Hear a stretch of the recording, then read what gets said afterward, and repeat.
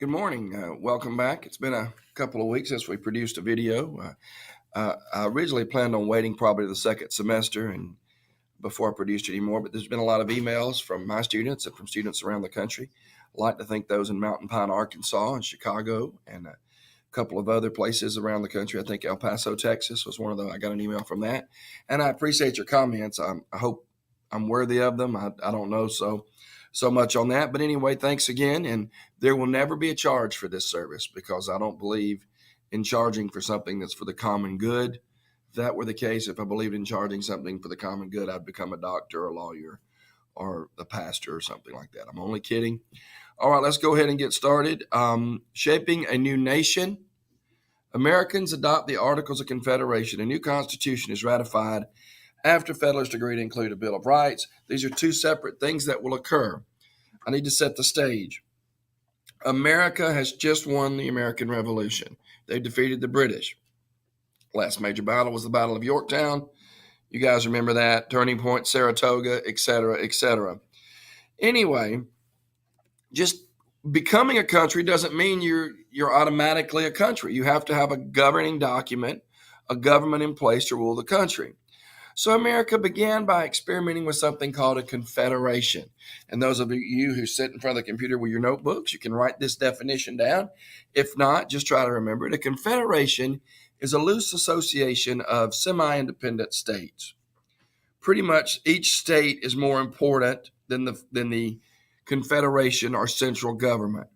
That's a confederation. A good example of a confederation today, for instance, might be the European Community or the EOC, and not the EOC, the European Economic Community, but anyway, or European Union. Anyway, there's several examples of confederations out there, most of them not very successful, and we can talk about why these confederations weren't successful. But first of all, let's talk about the U.S. Confederation. It was the Articles of Confederation. Most people call the United States these United States as opposed to the United States.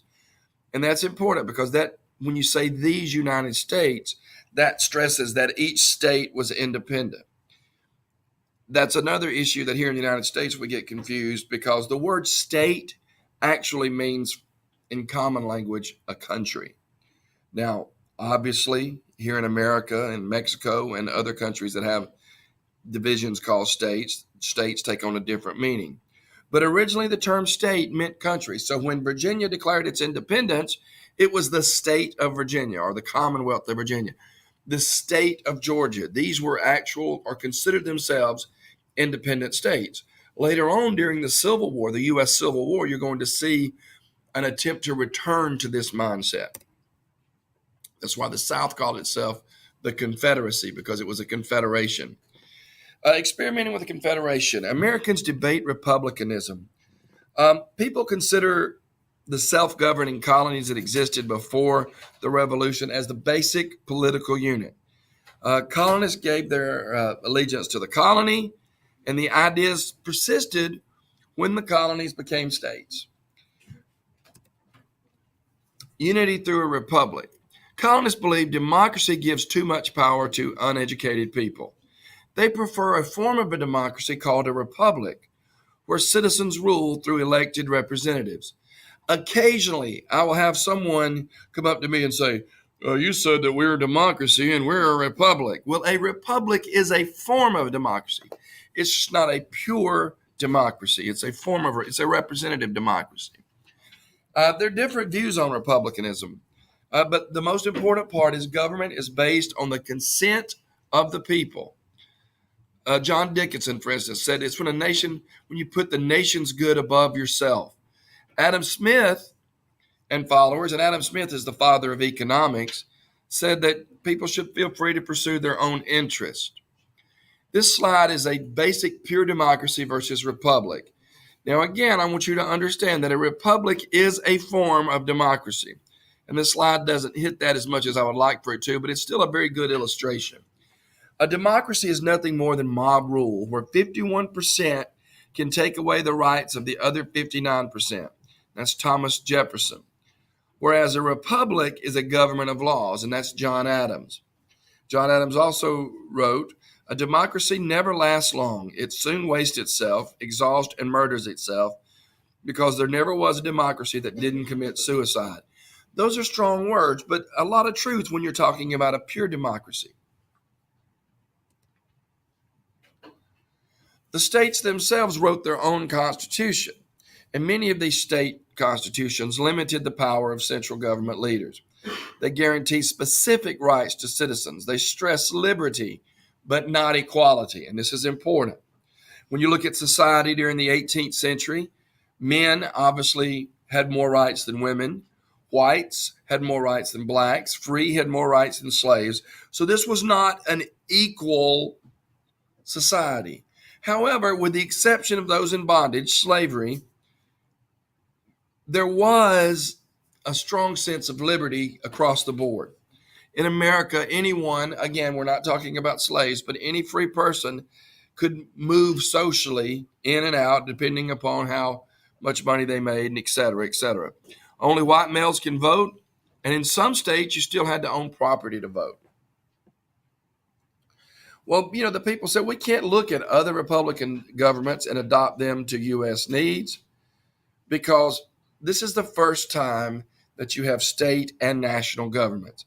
You had ancient Greece, Rome, and Italian city-states. They did not last in the Republican form.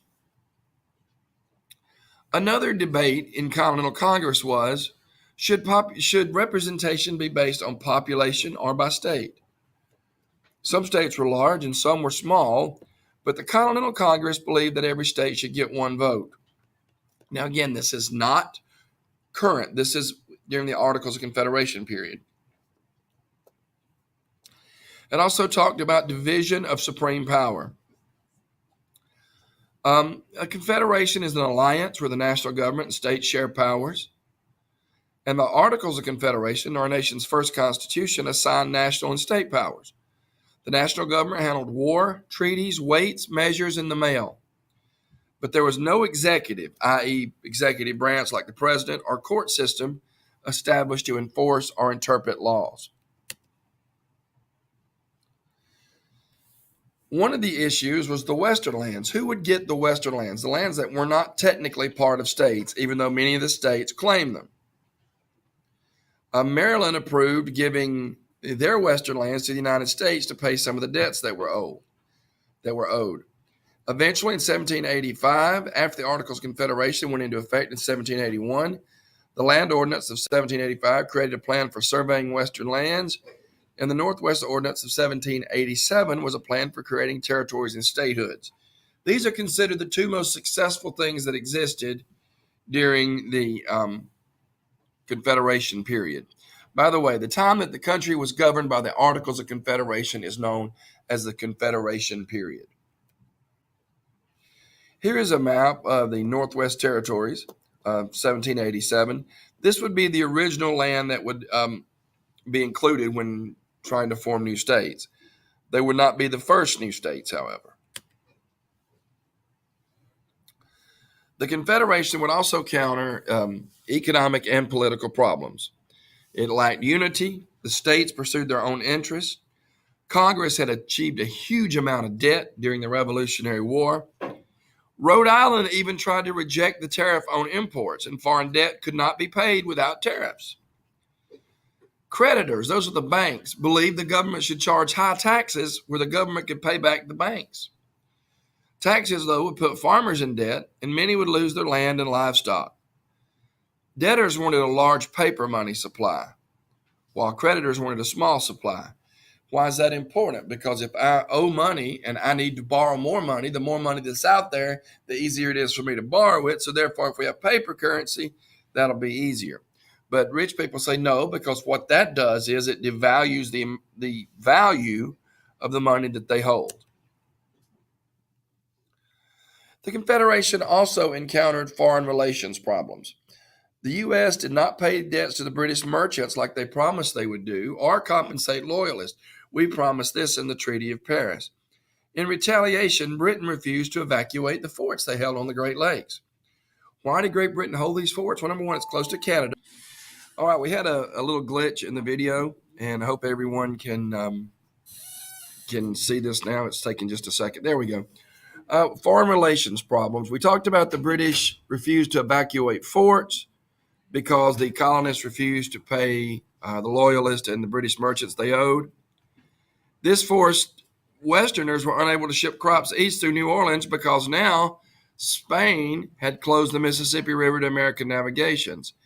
And since a Confederation Congress had little or no ability to enforce the laws, the Continental Army only had about 1,200 men in it, we were kind of stuck. And as a result of that, we will begin drafting the Constitution. And that's where we'll pick up on the next set of videos, Section 2, Drafting the Constitution.